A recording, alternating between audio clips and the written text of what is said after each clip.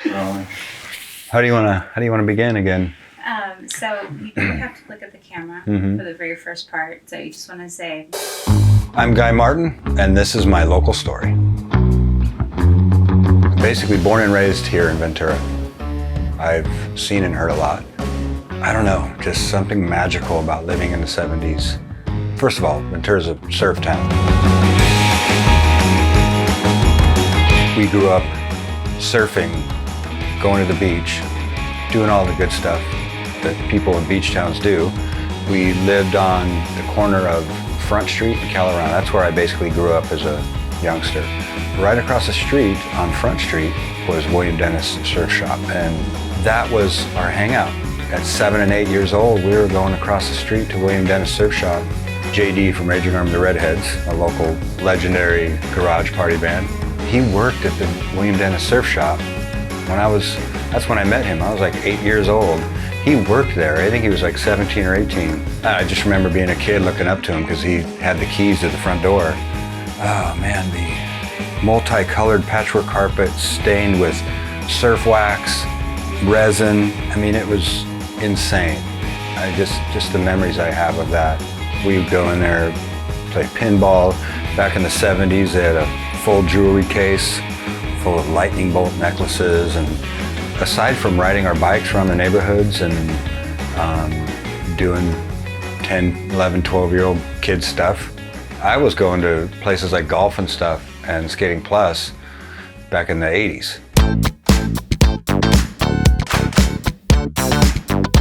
To this day, they're exactly the same. They're still there. Skating Plus has definitely gone through a couple facelifts inside and stuff, but it's the same. Yeah, and I can never skate backwards. Another place in Ventura was a place called Don's Restaurant, and they were kind of an outdoor, kind of a Foster Free style place. And apparently they invented the corn burrito there. That's what I've been told. Now it's Art's Corner Cafe. Art is Don's son, so it was handed down in the family. Art no longer owns it.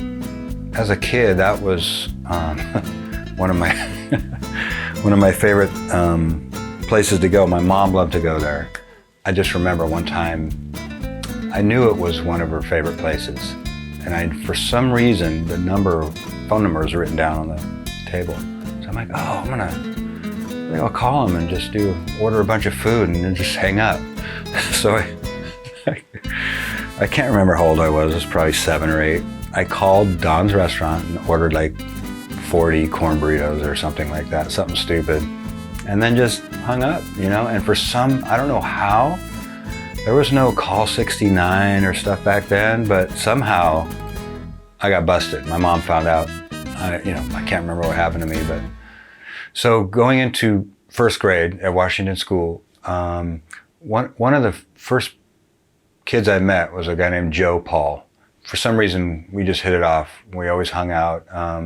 Still friends to this day, and he's still, I think, here in town. But I just remember Joe was super into basketball.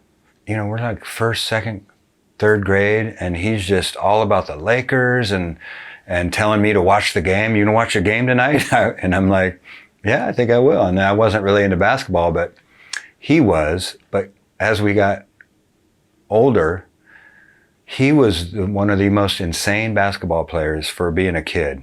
Everybody wanted to be on his team, including me. And coming from grade school, he was like one of my first friends, good friends, and still are today. Coming out of Washington School, for some reason, I didn't finish my elementary there. We got moved to Loma Vista, probably because we moved. As a kid, we moved a lot around town. In 5th and 6th grade, I was so into the Cars. That's when I really started focusing on listening to music. My dad was always into the latest and greatest hi-fi stuff. He had all the good stuff. He would listen to, Elton John and the Beatles and a lot of good old rock and roll. So that's what I grew up on. So here I am in 6th grade, finally getting into my own taste And the Cars, I don't know, something about the Cars. They just struck me, all their hits, just, and then from there I went to the Police. Don't know how, but those two bands, the Police and the Cars.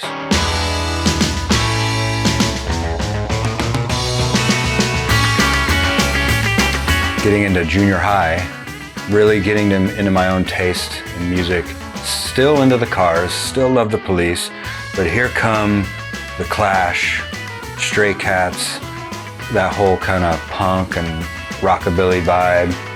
That to me it just moved me then. I've always been just rock and roll, rockabilly, old classic rock, you know, good stuff. Even in elementary school, I was making out with these little girls, and I was little too, so I mean, making out with these little girls in the bushes at Loma Vista. Actually, no, Washington School. And my brother and I had the same girlfriend. He would make out with her one day, and I'd be making out with her in the bushes. It was awesome. Being a musician in junior high wasn't even a thought of mine whatsoever. I was still into basketball at that time, and the girls were just, you know, I chased them around. My first real girlfriend was back in elementary at Loma Vista. God, do I need to say her name? I don't, do I? Yeah, just say first name. Her name was Kelly, and she was freaking awesome. I think once I got into listening to music and finding my tastes in music, I was more into that, because my girlfriends didn't last. I just wasn't into the whole thing. Being a freshman in high school, that was at Ventura High School. Cougars, the best, way better than the Bulldogs. Ninth grade was one of my biggest, like I thought I was in love with this girl in ninth grade. Her name was Kim, and had I not met her, I might not be a guitar player. We were dating at the time, doing the ninth grade typical stuff, dances, movie nights. I'd go over to where she was babysitting, hang out with her there, and we went to some parties. And one of the parties, there was a guitar sitting, plugged into an amp, just sitting there by the fireplace. Up until that point, I had never picked up a guitar, ever. I was intrigued by it because I love music. I'm like, wow, a guitar.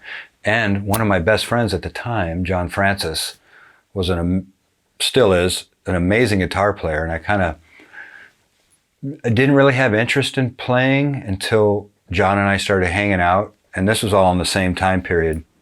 Watching John play, I'm like, oh, that's cool. You know, John was into different music than I was. So I didn't really kind of relate it as to being, oh my God, I want to do that. Until I was at this party and there was a guitar and I'm like, oh, I'm gonna pick it up. And as soon as I started strumming on that thing, I'm like, oh wow, this is cool. Like I just kind of felt the energy coming off that thing. And I didn't know what I was just playing open strings or something, or single notes. It's at that point I went to my buddy John, who I was still always hanging out with, starting in high school. I said, hey, can you help me get a guitar and like teach me how to play? And John Francis was a huge influence in me, even just being into the guitar. I asked John, I go, dude, I need to get a guitar. And Heck Music, which was on Main Street, kind of Midtown, that was the place. In high school, aside from girls, John and I would go walk down to Heck every day at lunch. I'd have my Pepsi and my Cheetos, and we'd walk down to Heck Music, hang out with the staff there and just shoot the shit. And I would just be in awe at all these guitars because I didn't have one yet. And so that's when John and I decided that I can only afford this certain guitar, and it was an Aria Pro 2, black with a rosewood neck. It was just kind of a rock and roll guitar. That was the start of that journey with music. Being so into the girls, I kind of pushed the girls to the back burner and started really focusing on learning to play guitar. Where I got started was John showed me 3 chords, and it was da-na-da-na-na. Here I am rocking with Rainbow in the Dark, 3 chords, and a good friend of mine at the time named Brad Goodwin, we were in his truck, and he's like, "Guy, check this out." And he pops a cassette in his thing, and it was Stevie Ray Vaughan, Scuttlebutton, and that was it for me. I'm like, yep, that's my direction I'm headed. From there, we wanted to start a band, and we started a little high school band called the Threads.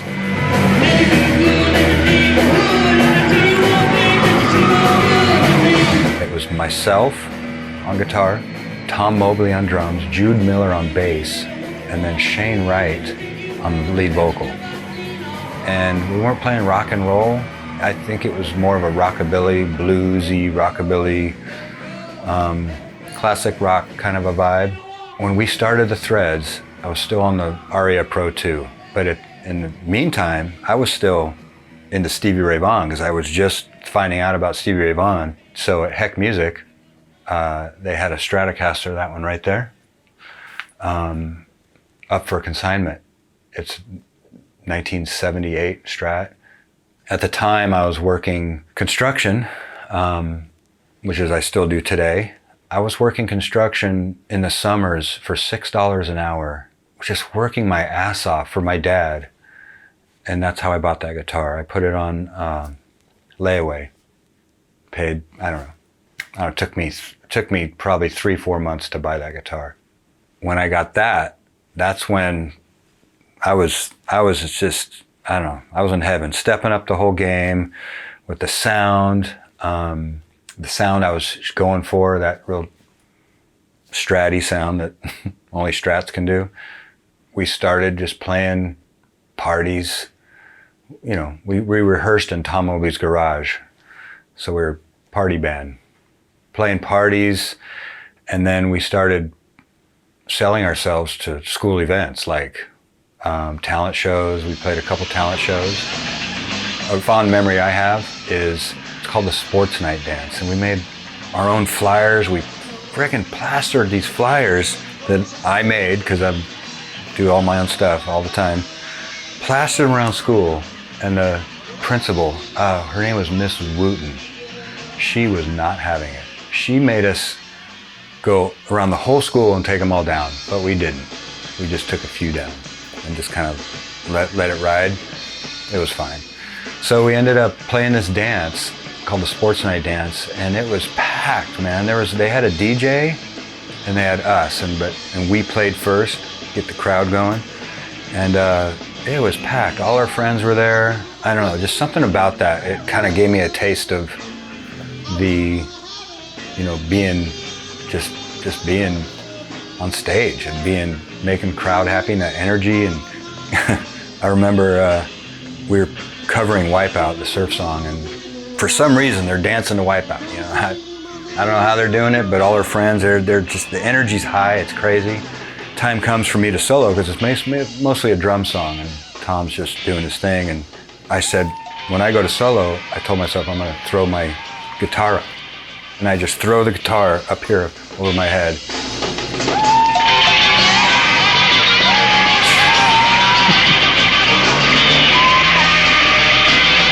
I don't really practice that.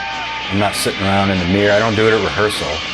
So it was just a whim because Jimi Hendrix and Stevie Ray Vaughan were doing that, and I'm like, oh, I'm gonna do this. I kind of did the whole thing with my eyes closed.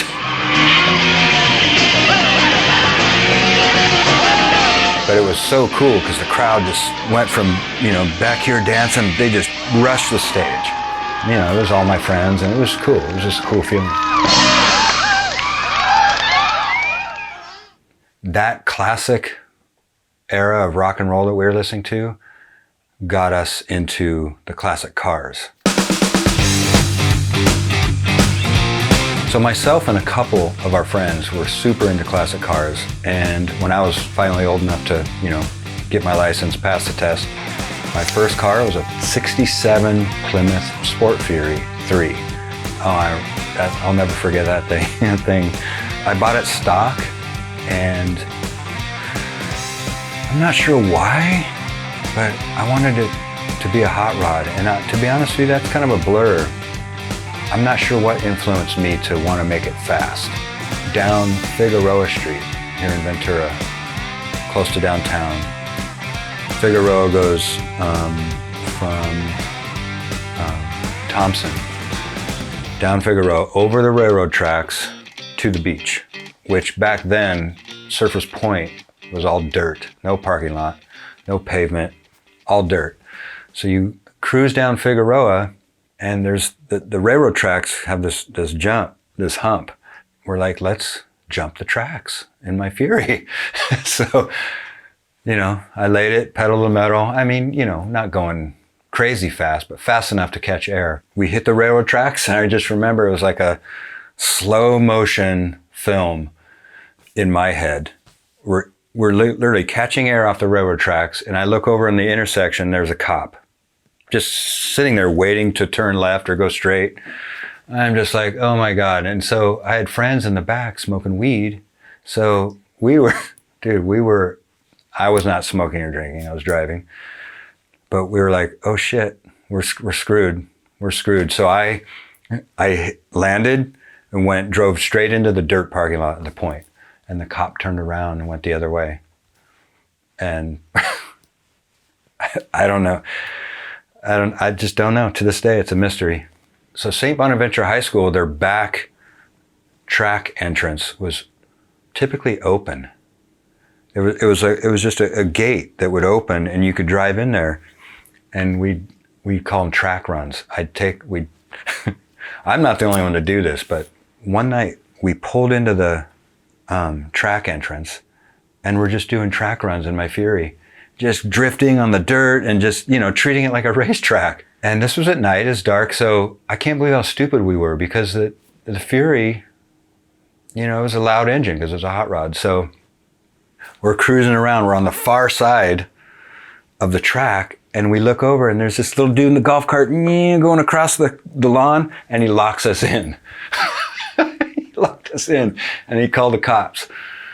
And oh my gosh, I thought we were so screwed, because again, my friends are high in the back seat. So, and back then, marijuana was illegal. The cops come, there's neighbors out front, and the only thing that they said was, we're gonna wait till daylight. If we see damage, we're gonna press charges. And that was it. They let us go. No, we got no call. So, off the hook. Oh my God, those were good times. There was one night at Ventura High School that I will never forget. This was a kind of a thing that was building up in school, because the pools would empty, I don't know, once a year maybe. And, being in the skateboard crowd, we would kind of catch wind of that. And this time around, it was just going around the school. The pool's gonna be empty this Saturday, this whatever.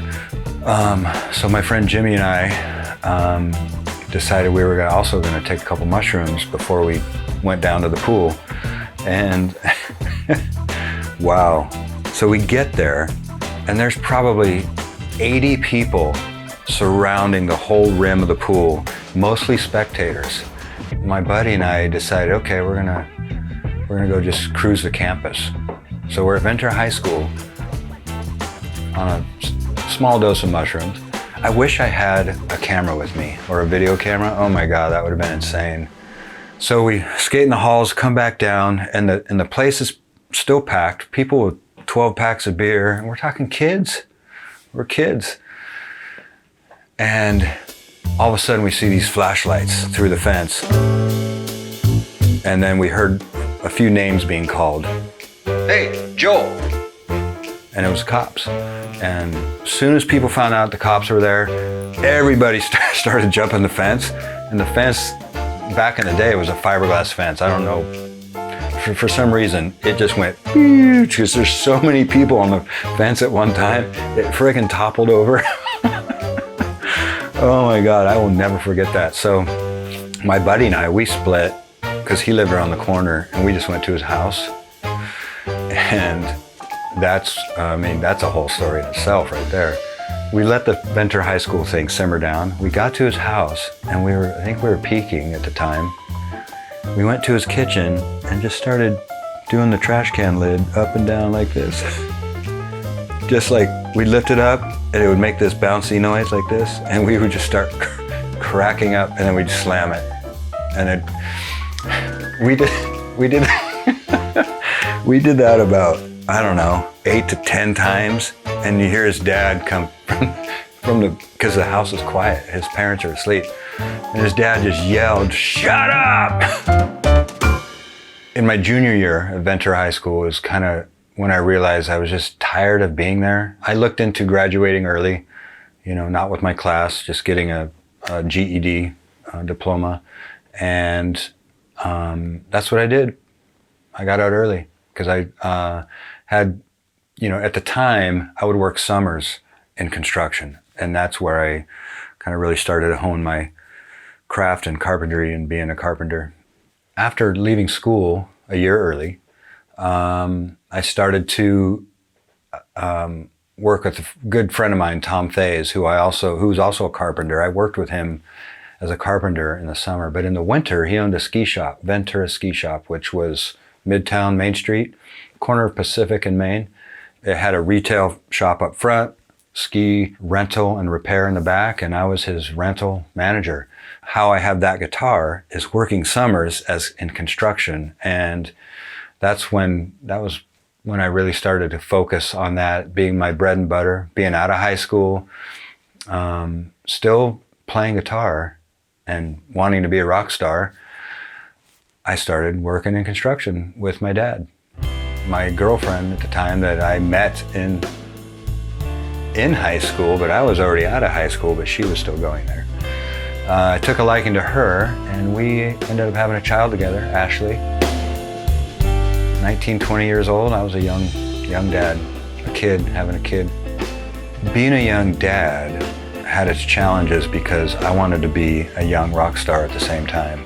And I was devoted as I could be at 19 or 20 years old.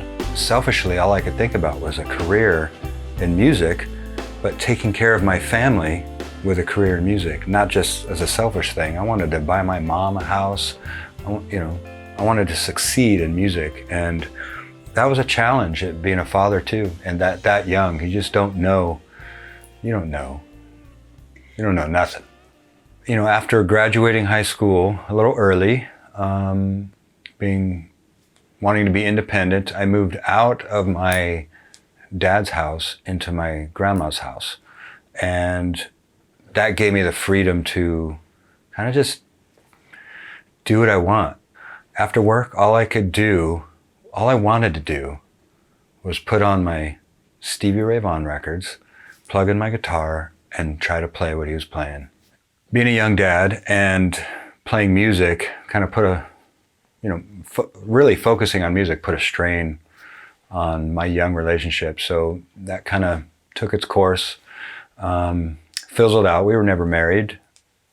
And so we kind of both went our ways, and I started focusing on music.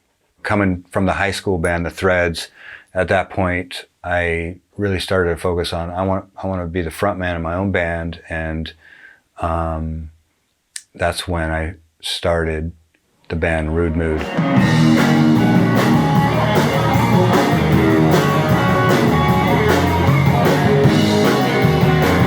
I did so much Stevie Ray Vaughan practicing, and it's kind of all we played, Stevie Ray Vaughan covers.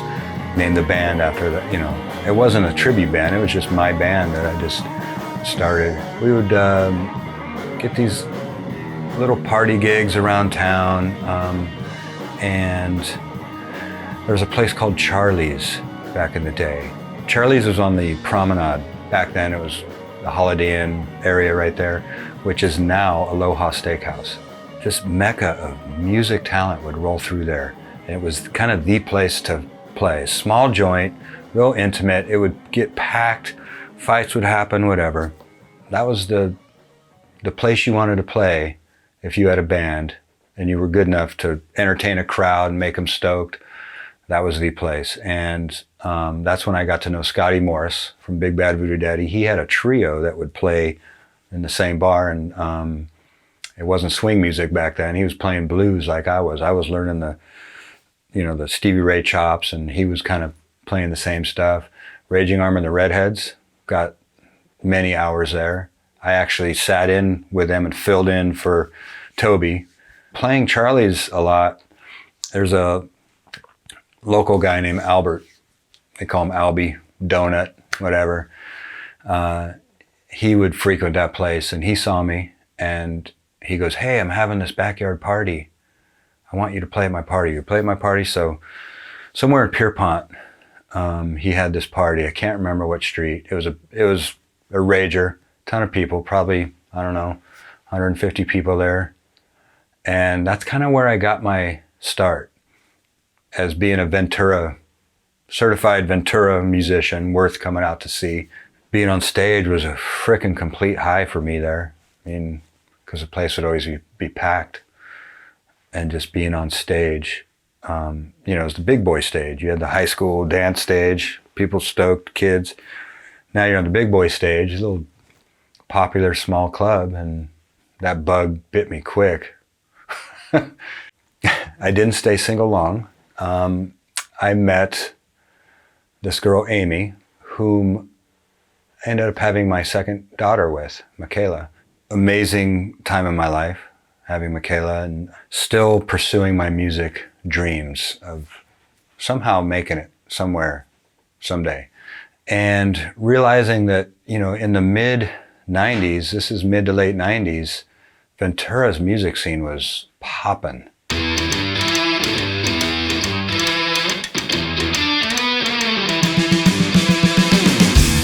There were a lot of cool places to play, and here I am, DIY kind of a guy, always wanting to do my own thing. The only way to get gigs and get people out to your gigs in the 90s is to create flyers and mail them or pass them around town. At gigs, I would have a clipboard.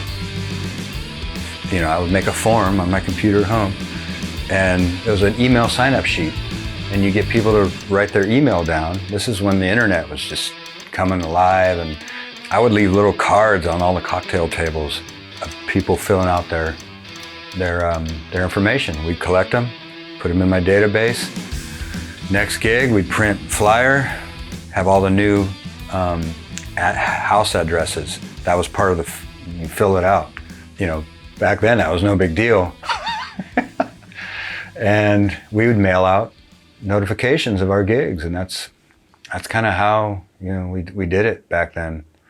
So I had Rude Mood, and I decided I wanted to be the Guy Martin group. We were writing a bunch of originals. We decided we wanted to do a CD. At the time, Goldmine Recording Studio was still around, and that was kind of the place in town. We cut full-length CD at Goldmine, and all original. I think one cover, Voodoo Child was a cover, and that was in '97. And we were officially the Guy Martin group, using our contacts to just book gigs all around Santa Barbara, Ventura, LA. But Ventura's music scene was just happening then. Nickelby's Upstairs was one of the premier spots to play. If you were in a band, you wanted to be upstairs at Nickelby's. Nickelby's was a special place because not only was it upstairs, just wide open wood floors with a view down to Main Street, it was just a magical little place. And they had a big stage, great sound system. Nick, the owner at the time, he was just cool. And Nickelby's was, you wanted to play there because of all those things. The kind of who's who of Ventura went through Nickelby's. And even he would get national touring acts to play there. Little old Ventura, like big touring bands would come and play at Nickelby's. It's about me jamming with, what's his name? Alan. I want to pronounce it right. Who is the guitar player for the Buddha Heads? The primary guitarist and vocalist for this band was Alan Mirikitani. Mirikitani. Anyway, one of my fondest memories of playing Nickelby's was opening for B.B. Chung King and the Buddha Heads. Alan Mirikitani was I looked up to him back then. He was just a great, just rock and blues player. We opened the show, the Buddha Heads come on. As the Buddha Heads were loading up, Alan said, leave your amp. Why don't you come jam? I said, okay, cool. And that was cool for me because I really looked up to him, back then, and he's not with us anymore. But back then, when he asked me to leave my amp, he did like half a set, and then he calls me up, and we did a couple blues tunes. But here's the cool part: the place was packed because he drew a big crowd. We're jamming, and he looks back at his band, and he goes, like this, and the whole band stops, and him and I go into a guitar duel, and that was just insane. I wish somebody had video of that, because it was a blast. I held my own with him, and he was really stoked. And then, that was kind of a highlight gig for me there at Nickelby's when it was still open. I met Noel Redding, Jimi Hendrix's bass player there. He was in some funky little band that played there one night. I didn't know anybody in the band except for him. I knew who he was. And after they were done playing, he was just a little short guy, Noel Redding, walking around by himself. In addition to Nickelby's, downtown was thriving. There was a bunch of places that had live music. The very end of downtown Main Street was a place called the Midnight Hour, but it changed names. Went from the Midnight Hour to the Bar. I don't know what it is today. Ventura Beach Club. Ventura Beach Club still? Yeah, so back then, the Midnight Hour was a cool place. Kind of a bikerish type of scene. And then up the street in kind of the heart of Main Street, there was a place called the Bermuda Triangle. That was a pretty cool little spot. In fact, that's where I met my bass player that I ended up playing with for 18 years. Or he saw me there. I didn't meet him yet. But the Metro Bay Club, which I don't know what it is today, to be honest. I think it's office space because it was an upstairs club. And that was a very cool place. Super versatile. It was a dance club, but when they had good music there, people that liked that band would go and see. I mean, it was a rock and roll club or blues or super versatile place. Another good spot was Joe Daddy's, and that was a kind of a Cajun New Orleans restaurant / bar / music scene. And we used to pack that place, and that was another cool spot. And that place ended up becoming the Tavern today. And it's been a couple different things. I don't even know what it is now. It might be a country bar now. Is it still the Tavern? It just reopened. It's the Victorian Tavern. It opened like right. So now it's the Victorian Tavern. But also down in that same area, that's where Zoe's was. And Zoe's was a really cool music mecca, little gem of a place. The owners of Zoe's, Steve and Polly, just great people. They'd bring in these super quality acoustic acts, mostly acoustic, singer-songwriter stuff. Even the White Buffalo played at Zoe's night. And Zoe's was just special because everybody that went there, they were there to see the music, not socialize and go off and party, drink, get drunk. Have a few drinks and enjoy the band. And those are the kind of places I like to play. My good friend Alistair Green and I decided to do kind of a one-off, real special acoustic night with Kirk Maxon on bass, Michael Golden on drums, and Alistair and I on acoustic guitars, and ended up being a huge success. We sold it out, so we did it again. We ended up doing that twice, and that was a fun gig. That was great. Alistair and I became friends just in the gig circuit. He was a Santa Barbara guy, I think, in the early days. We kind of met in the Ventura, because he would roll into Ventura with his, rock and blues band, and that's how we met. We just kind of played the same stuff. Ventura Theater quite a few times. Gigging in and around Ventura, I was able to establish a nice working relationship with the folks at the Ventura Theater, Loanne and Ronnie. And back in the day, Lisa was and Betty, I can't forget Betty. This is going way back. And so I would bug them, and I wanted to open for any big national act that came through. And they knew that I was on their list. So I'm fortunate enough to share the stage with some greats there. Jeff Healey Band, Greg Allman, Little Feat, B.B. King was one of the biggest highlights there for me. You guys ready for B.B. King? Slash, when Slash toured with his blues ball, Slash's blues ball. One of the big artists I've opened for the most was Kenny Wayne Shepherd. I got to open for him 3 different times. I was playing a lot of Stevie Ray, and Stevie Ray learned not only from the blues greats before him, you know, all the Kings and just the blues greats, Albert Collins, he was learning from Jimi. And so I kind of also loved Jimi Hendrix as a youngster. So I thought to myself, I want to put together a show.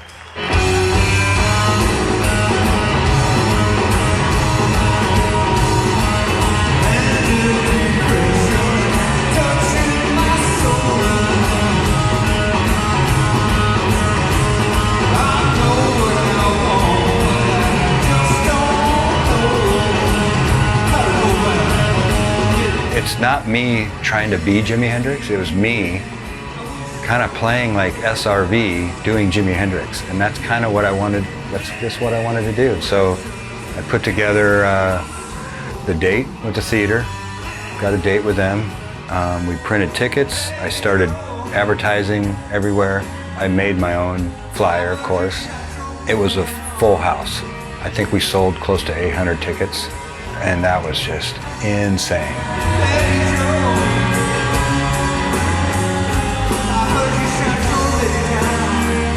And so the guys in my band, Tony Trugero was on bass, Pete Gallagher on drums, and the way I wanted to do the show was Jimi Hendrix had a lot of background chicks in his studio recordings. That's what I want. I want that sound, but live. So we got 3 background girls to rehearse with us and do all those parts. And I was Brandy Fletcher, Michelle Corbin, and Suzanne Shaw. We rehearsed that show for probably 5 months straight, at least once a week, sometimes twice a week. It ended up being really successful. We took it to the Canyon Club in Agora, and we did a version of that. It was at a place called Yoli's downtown. And that was through Hi-Hat Entertainment with Jerry McWhorter and Jan McWhorter. I met Jerry and Jan McWhorter through the gigging circuit because they had Hi-Hat Entertainment where they would book these really cool national touring bands at their venues. Jerry was also a drummer in his own band, Hot Roo, so I've seen him in the gigging circuit. That's kind of where I met him, but then I got to know him better through the Hi-Hat Entertainment stuff because we started talking about doing shows. Through Jerry McWhorter, I was able to meet Mickey Jones. Mickey Jones, the actor, first drummer for Bob Dylan when he went electric. And Mickey was a cool dude, and he took a liking to my music, so much so that he offered to introduce me on the Jimi Hendrix night. I'm like, psh, yeah. Do you know what to tell him how to introduce me? Nope. You should tell him. I'll tell him. Just say, you've seen him for 8 years on Home Improvement with Tim Allen, and say my name. Okay. And that way. And Jerry actually went on to create this amazing documentary on Mickey Jones and his life, who is sadly no longer with us today. Coming into my own original songwriting, I started to want to write music about my relationship woes. I started writing songs about that, and I wrote a couple originals and decided that I wanted to record them myself. I started putting together a small bedroom studio. I wanted to make radio-ready recordings of my own music. And so that's where I started to really dive into music production. In hindsight, looking back, at 8 years old, I was recording my own voice on my dad's hi-fi little gadgets, little tape recorders. He had 2 of them. I would record my voice on one, play it back, push record on the other one, and do an overdub. It was amazing, and I was like 8 years old. At this time in my life, I lived on a little midtown street called Coronado. And I just started putting together my own little bedroom studio. And I got so involved in the process, I said, well, I gotta have a name. I want to make this a little side hustle. My dear friend, Shana McCullough, she actually helped me get my logo together. And we started kind of going with studio names, and Black Couch Studio was born. Little one-bedroom studio at Coronado Street. The name Black Couch came from, it's very simple actually. I started watching YouTube videos on like production and stuff, and somebody was talking about there's always a black couch in a studio. Every studio you go to is a black couch. I'm like, there it is. Black Couch Studio right there. I released the 2 songs. One's called, and these are my first kind of official self-releases. I recorded them myself and at the Coronado Black Couch. Little Girl and Don't You Remember. And Little Girl was about heartbreak relationship with my younger girlfriend at the time. Don't You Remember was kind of based off the same thing, but just with a different girlfriend. Don't you remember when you said you would love me till the end? I seemed to always be with a woman or a girl. I didn't really write about girls in high school, but later in life, as I got into serious relationships, I started writing about them and my heartache and heartbreak and experiences there. And then, not too long after that, I meet an amazing girl named Stephanie while I was actively looking for a house to buy. She was helping me look, and she found this place. When I bought this house, it brought me full circle to when I was in high school, jamming guitar with my friend John Francis, because right across the street was John's house, and we would jam in his basement. And I have my own recording studio right across the street from where I kind of learned to play guitar. When I was building the studio, I started building it even before I moved into the house. I wanted a place to put all my gear that I already had before I actually started working on this. No more than a year later, I decided to have an open house and kind of invite all my musician friends and peers and just kind of show the new place, the new space. And then soon after that, that's when COVID kind of hit. COVID was interesting times because the bands weren't out. They're not allowed to go out and play. They weren't playing in front of a live audience. They were doing Zoom gigs and stuff. So Jerry McWhorter and I decided to come up with a plan to bring musicians here during COVID. All right, everybody's here, Guy. Now it's called the Black Couch Music Series, but our very first one was it was Jerry's brainchild of, let's gather 16 musicians, all people we know, and let's put 4 bands together from those musicians. Primary rule is that there's no rules. The whole point is to be creative and make it your own. And the concept was we would draw names from a hat, assemble these groups randomly, pick out a classic rock tune that Jerry and I come up with, possibly out of a hat, and here you go. You have 3 hours to record this cover and do it your own way. And you don't know what it is until you literally get here. So that's how that went down, and oh my God, that was fun. Each band had their own different session, but COVID played a big role in that actually happening, because nobody was doing anything musically. And so it kind of brought people together here, and new relationships, collaborations. Shortly after that, I was feeling immune to the disease. And then when Delta variant came to the scene, that's when it hit me. And I tested positive, tried to kind of stick it out at home, doing the home remedy thing. It didn't work, put it that way. I kind of kept working. I started feeling better, kept working, and it just got worse. And I just tanked quick. Ended up in the hospital for 6 days. Thought I was gonna die. While in the hospital, I had a lot of support. I couldn't have any visitors. They wouldn't let anybody come talk to you or see you. It was a pretty lonely experience. But I had my phone, and so I had all kinds of support about how you got this, you're stronger than this virus. I mean, this is not gonna, you're too young. So, but every day that went by, my oxygen was just tanking. And I was, I thought I was gonna be a statistic.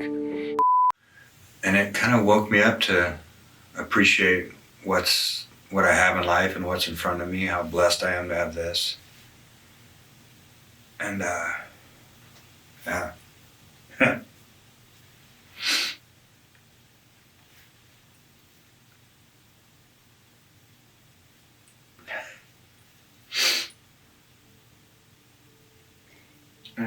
Sorry, I told Brian, I said I'm gonna make him cry, but I didn't know it was gonna be about this. I thought it was gonna be about talking about Craig. Oh no, I mean, yeah. No, these are. I'm pretty blessed to have kind of got through that, and the people in my life now, and this.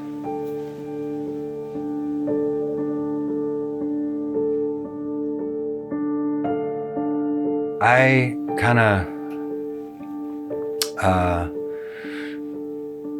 of just turned to faith and God and just prayed every day that I would make it through and that I wouldn't get worse. And sure enough, after the 4th day, I started to kind of get back to a normal oxygen level, which basically saved me. I was mainly focused on getting strong, because without the strength and health, I couldn't do anything else. So I was super focused on just getting better, because I felt like I said, I felt like an old man, and I wasn't, 52 at the time. No, 50. Time flies.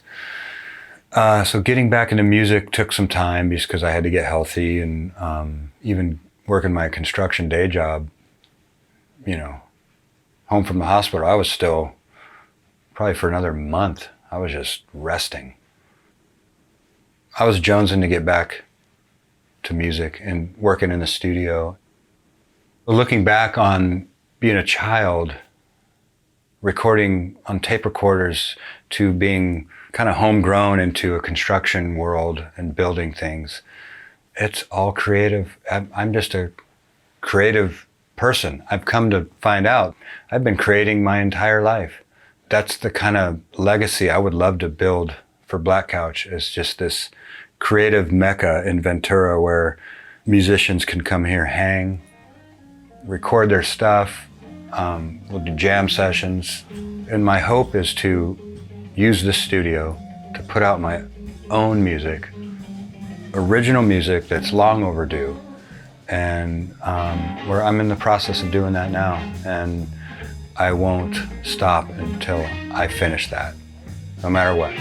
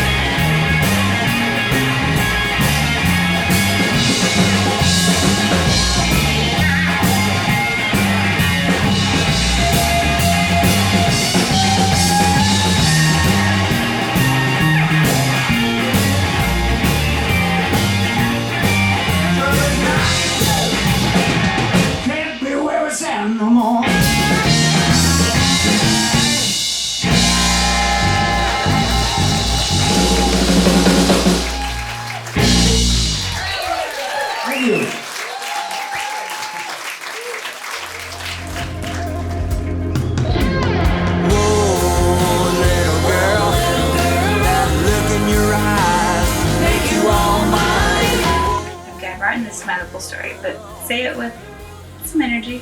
Hi, I'm Guy Martin.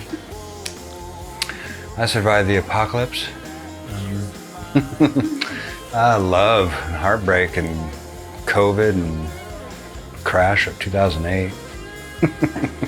I wanted to do a special night of just all Jimi Hendrix, not a tribute band where I put on blackface and a headband and a wig. You know?